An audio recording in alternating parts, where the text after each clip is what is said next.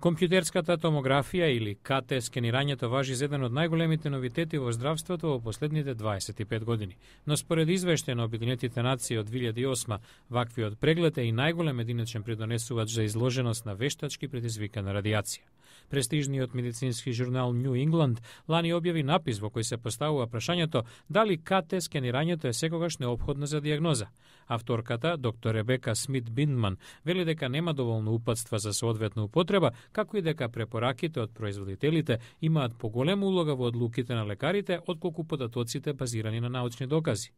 Не постои директна поврзаност на КТ скенирањето со зголемување на бројот на заболени од рак, но факт е дека радиацијата сама по себе е канцерогена.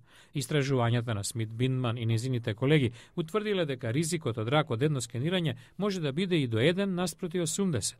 При секое скенирање, радиолог одлучува колкаво ќе биде нивото на радиација, а медицински физичар го калибрира скенерот. Но никаде на екранот нема индикација колкава радиација навистина примил пациентот. Се додека не се утврдат новите стандарди, што да прават пациентите?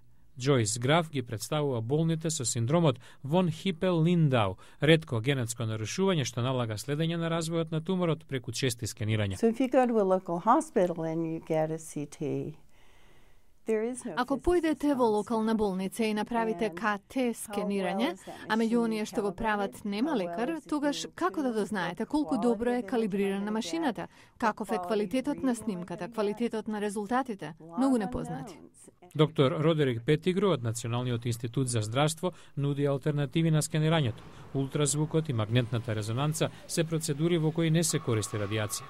Но кога лекарите предпочитаат КТ скенирање, тој потенцира дека мора да постојат стандарди за заштита на здравјето на пациентите.